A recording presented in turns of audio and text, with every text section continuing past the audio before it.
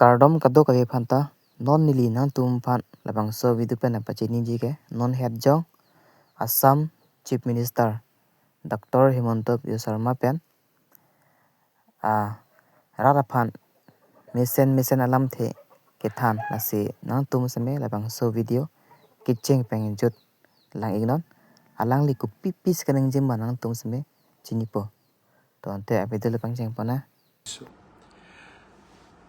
চাওঁতে ৰাজনীতিৰ পথাৰখনত মই বহু বছৰ অতিক্ৰম কৰিলোঁ। মোৰ মনত আছে 1996 চনত মই প্ৰথম অসম বিধানসভাৰ নিৰ্বাচনত জালুকবাৰী সমষ্টিৰ পৰা প্ৰতিদ্বন্দ্বিতা কৰিছিলোঁ। সেই বছৰ তেতিয়াৰ গৃহমন্ত্ৰী বা তেতিয়া অসম আন্দোলনৰ নেতা ভিগু ফুকনৰ হাতত মই প্ৰায় 12,000 ভোটত পৰাস্ত হৈছিলোঁ। তাৰ পিছত ৰাজনীতিৰ পথাৰখনত লাগি থাকিলোঁ। 2001 চনত জালুকবাৰী সমষ্টিত মই পুনৰ ভিগু কুমাৰ ফুকনক পৰাজিত কৰি 12,000 ভোটেৰে মই বিধানসভালৈ নিৰ্বাচিত হৈছিলোঁ। 2006 চনত মোৰ বিজয়ৰ যিটো পাৰ্থক্য সি প্ৰায় 25,000লৈ বৃদ্ধি পায়। 2011 চনত মই 65,000 ভোটত জয়লাভ কৰোঁ।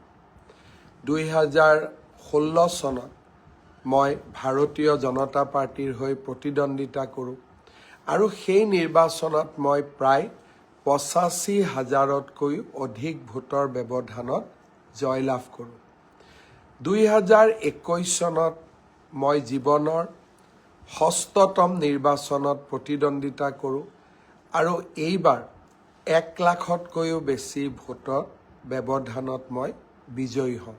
অৰ্থাৎ 12,000ত পৰাজিত হোৱাৰ পৰা 1 লাখতকৈও বেছি ভোটত বিজয়ী হোৱা, বিধায়ক হিচাপে কাম আৰম্ভ কৰি ৰাজ্যিক মন্ত্ৰীৰ দায়িত্ব, পূৰ্ণাংগ শিক্ষামন্ত্ৰী, পৰৱৰ্তী সময়ত পূৰ্ণাংগভাৱে শিক্ষা আৰু স্বাস্থ্য দুয়োটা দপ্তৰৰে মন্ত্ৰী, বিত্তমন্ত্ৰী আৰু মুখ্যমন্ত্ৰী।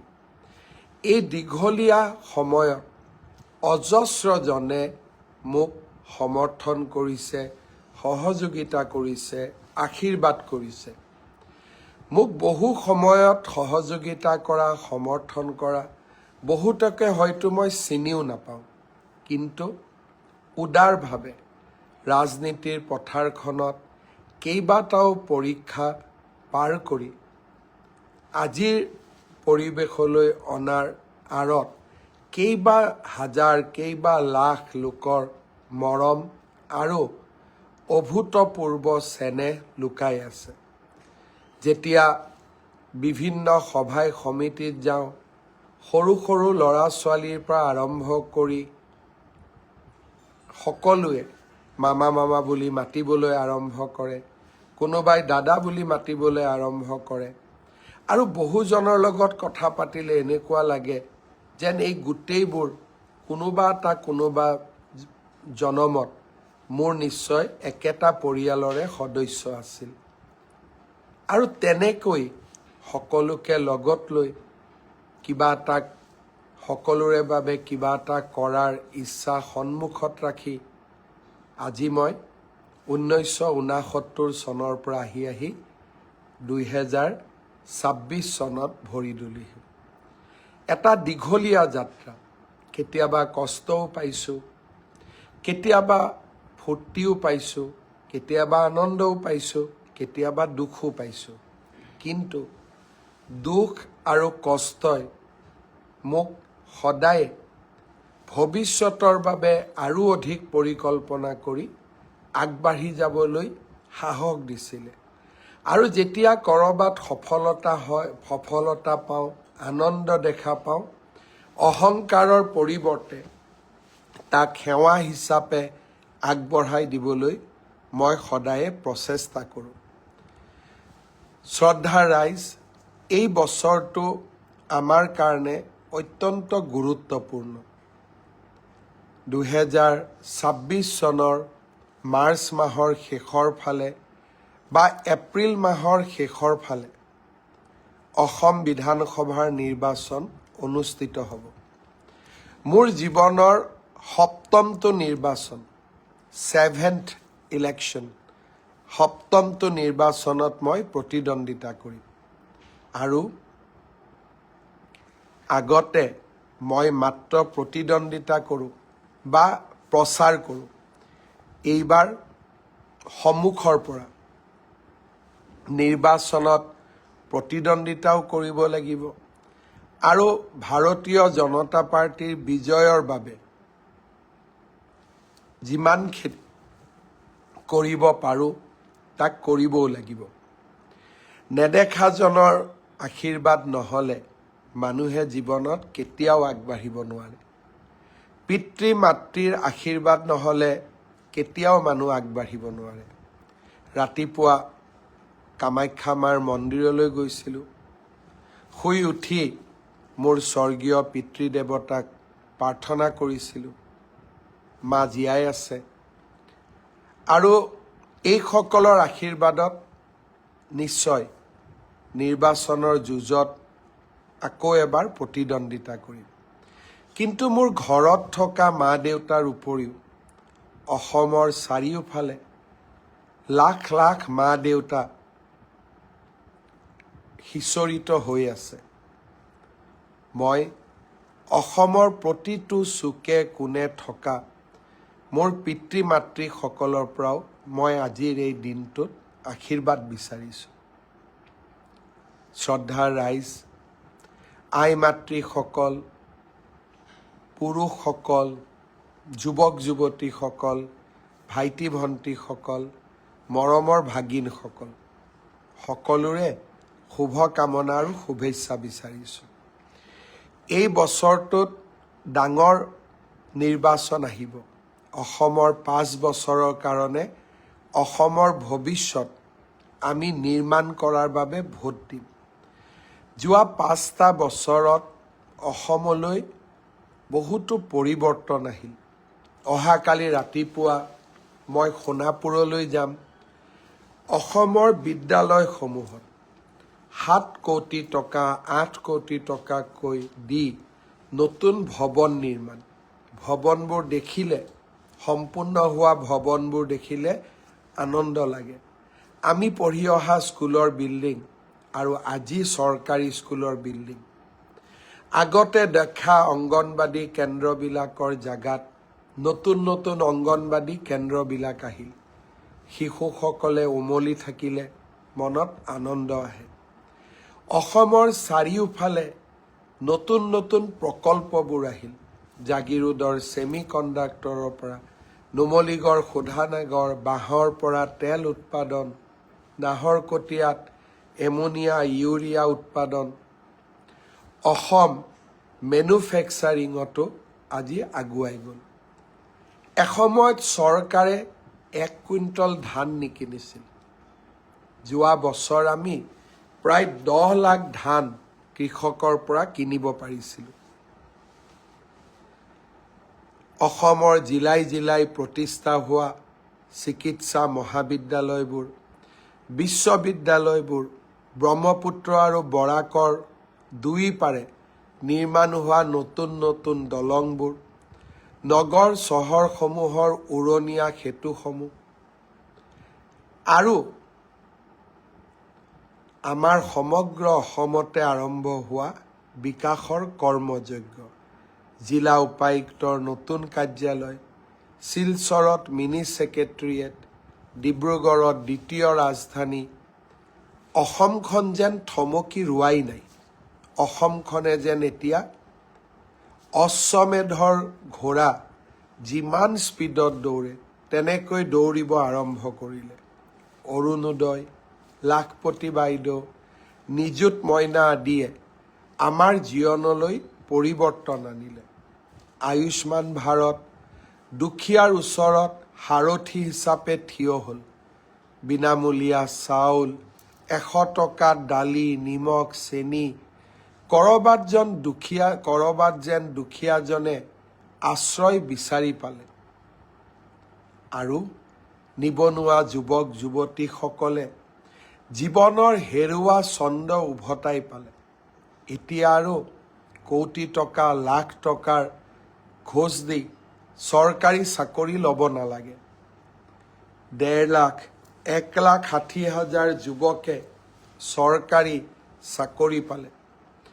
11 ফেব্ৰুৱাৰীত আৰু 2,000 ল'ৰাই চাকৰি পাব।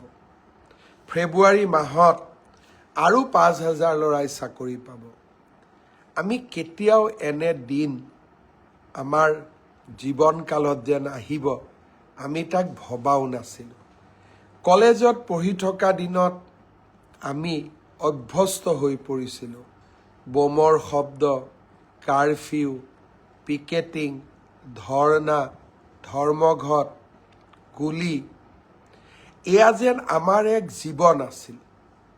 আজি আমাৰ ৰাজ্যখনলৈ অভূতপূৰ্ব পৰিৱৰ্তন আহিল। এতিয়া আমি গুলীৰ শব্দও নুশুনো, বন্দুক বাৰুদৰ শব্দবিলাকো যেন নোহোৱা হ'ল। এতিয়া ঝুমুৰ, বিহু, আজি বাগৰুম্বা, এই সকলোবোৰে যেন আমাৰ অসমখনক এটা নতুন পৰ্যায়লৈ লৈ গ'ল। অসমীয়া ভাষা ধ্ৰুপদী ভাষা হ'ল। চৰাইদেউ মৈদামে বিশ্ব ঐতিহ্যৰ স্বীকৃতি পালে। লাচিত বৰফুকন আজি অসমৰ নহয়, সমগ্ৰ দেশৰ গৌৰৱৰ গাথাসমূহৰ ভিতৰত অন্যতম হৈ পৰিলে। কাজিৰঙাৰ গড়কেইটাকো এতিয়া কোনেও মাৰিবৰ কাৰণে সাহস নকৰা হ'ল। লাহে লাহে আমাৰ জাতিটোক সুৰক্ষিত কৰাৰ বাবে বহু প্ৰচেষ্টা আৰম্ভ হ'ল। 1.5 লাখ বিঘাতকৈও মাটি আমি অচিনাকি লোকসকলৰ পৰা উদ্ধাৰ কৰিলোঁ। অসমখনৰ জীৱনলৈ যেন এটা প্ৰাণোদ্যম উভতি আহিলে। অলপ আগতে মই গুৱাহাটী মেডিকেল কলেজত গৈছিলোঁ। গুৱাহাটী মেডিকেল কলেজৰ মিটিঙত আমি 2টা নতুন মেচিন, প্ৰটোটাইপ বুলি কয়, কমাৰ্চিয়েল প্ৰডাকশ্যনৰ আগতে মেচিনসমূহক যেতিয়া দেখুওৱা যায় তাক প্ৰটোটাইপ বুলি কয়। আমি অসমত আমাৰ যুৱ বিজ্ঞানীসকলৰ দ্বাৰা নিৰ্মাণ কৰা 2টা নতুন মেচিন, ৰবটিক চাৰ্জাৰী আৰু MRI, বিদেশৰ পৰা নহয়, জাৰ্মানত উৎপাদন হোৱা MRI নহয়, অসমৰ IIT গুৱাহাটী আৰু অসম চৰকাৰৰ যৌথ প্ৰচেষ্টাত নিৰ্মাণ হোৱা MRI আৰু ৰবটিক চাৰ্জাৰী 2টা মেচিন অলপ আগতে মই গুৱাহাটীৰ মেডিকেল কলেজৰ ডক্টৰসকলক দেখুৱাইছিলোঁ। সকলো আচৰিত হৈছিল যে এই মেচিন অসমত উদ্ভাৱন হৈছে নেকি। অসমীয়াৰ বুকুত এতিয়া অযুত শক্তি। যোৱা কেইদিনমান আগতে গুৱাহাটী আৰু উত্তৰ গুৱাহাটীৰ মাজত নিৰ্মাণ হোৱা ব্ৰহ্মপুত্ৰৰ দলংখন চাবলৈ গৈছিলোঁ। তাত কাম কৰা ইঞ্জিনিয়াৰ, জুনিয়ৰ ইঞ্জিনিয়াৰসকলে মোক লগ কৰি ক'লে যে মামা, আমি অসমৰ বাহিৰৰ নহয়, এই দলংখনৰ গোটেই কাৰিকৰী কাম আমি অসমীয়াসকলে কৰিছোঁ। এটা প্ৰাপ্তিৰ সময়, নতুন অসমৰ সময়, অটল, অবিচল, অগ্ৰগামী অসমৰ এয়া যেন এক অনিৰুদ্ধ যাত্ৰা। এই কথাবোৰ আজি এইকাৰণে উল্লেখ কৰিছোঁ, আপোনালোকৰ আশীৰ্বাদত অসমৰ এই স্বৰ্ণীল সময়ছোৱাত অসমৰ মুখ্যমন্ত্ৰীৰ দায়িত্ব আপোনালোকে মোৰ ওপৰত ন্যস্ত কৰিছিল। নিৰ্বাচন আহিব, মই আপোনালোকৰ ওচৰত নিশ্চিতভাৱে প্ৰাৰ্থনা কৰিম অসমখনৰ ছন্দ যেন আৰু হেৰাই নাযায়। ঝুমুৰ, বাগৰুম্বা, বিহু আৰু যেন থমকি নৰয়। কাজিৰঙাৰ গড়বোৰ আৰু কোনেও যেন মাৰিব নোৱাৰে। অচিনাকি মানুহসকলে আহি আমাৰ সভ্যতা আৰু সংস্কৃতিক যাতে আৰু কেতিয়াও ধ্বংস কৰিব নোৱাৰে। স্বাস্থ্য, শিক্ষা, সকলোতে যি এক ছন্দ, সেই ছন্দবোৰ যাতে হেৰাই নাযায়। উপজা দিনত আপোনালোকৰ ওচৰত মই আশীৰ্বাদ বিচাৰিছোঁ, যেন এখন নতুন অসম নিৰ্মাণৰ বাবে আমি আৰম্ভ কৰা কৰ্মযজ্ঞত আপোনালোক সকলোৱে আহুতি দিয়ে। আমাৰ আহুতিসমূহেই এখন মহান অসম নিৰ্মাণ কৰিব। আমি বৰ অসম নিৰ্মাণ কৰিম, নতুন বৰ অসম নহয়। স্বৰ্গদেউ চাওলুং চুকাফা, মহাপুৰুষ শ্ৰীমন্ত শংকৰদেৱে যিখন বৰ অসমৰ কল্পনা কৰিছিল, সেইখন বৰ অসম আমি নিৰ্মাণ কৰিম। কংগ্ৰেছে বিচৰা ধৰণে আমি নতুন বৰ অসম নিৰ্মাণ নকৰোঁ। উপজা দিনৰ দিনা আপোনালোকৰ লগত অলপ কথা পাতিব মন গ'ল, সেইবাবে ফেচবুক লাইভলৈকে আহিলোঁ। আৰু ফেচবুকতো অজস্ৰজনৰ শুভকামনাৰ বাৰ্তা। সকলোকে হয়তো ব্যক্তিগতভাৱে উত্তৰ দিব নোৱাৰিম। টুইটাৰ, ইনষ্টাগ্ৰাম সকলোতে অজস্ৰ শুভকামনা। মোৰ মোবাইলটো মই অলপ আগতে খুলি চাইছিলোঁ, প্ৰায় ৬,০০০ জনম উপজা দিনৰ শুভেচ্ছাৰে মোবাইলটো ভৰি আছে। মই নাজানো অহা ৪-৫ দিনত তাক কেনেকৈ উত্তৰ দিব চেষ্টা কৰিম, কিন্তু এই ফেচবুক লাইভৰ জৰিয়তে আপোনালোকক মই মোৰ প্ৰণাম জনালোঁ।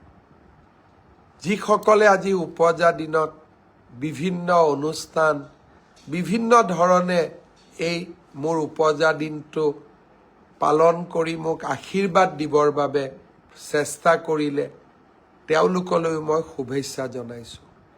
জীৱন যুদ্ধত বা জীৱনৰ এই পথত বহুজনৰ উপকাৰ মোৰ শিৰৰ ওপৰত আছে।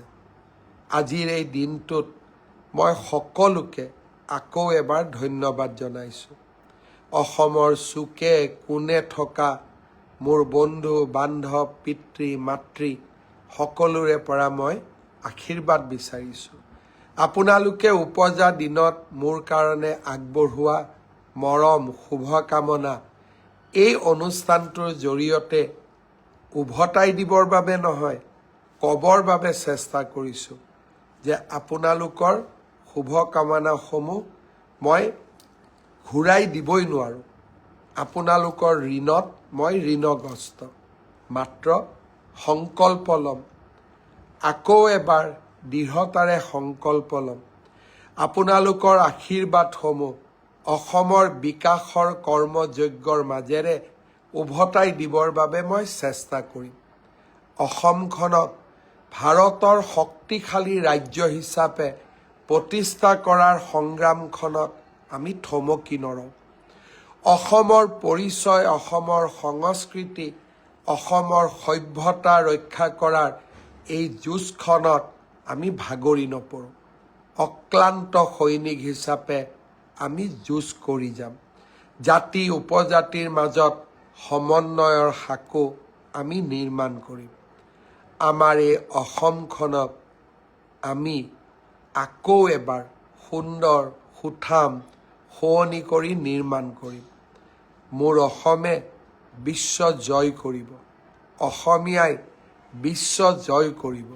অসমত বাস কৰা প্ৰতিগৰাকী ভাৰতীয়ই অসম মাতৃক তেওঁলোকৰ বৰঙণিৰে সৰ্বাংগ সুন্দৰ কৰিব। উপজা দিনৰ এই দিনটোত আপোনালোকলৈকে পুনৰ প্ৰণাম জনাইছোঁ আৰু সকলোৰে পৰা আশীৰ্বাদ বিচাৰিছোঁ। বহুত বহুত ধন্যবাদ।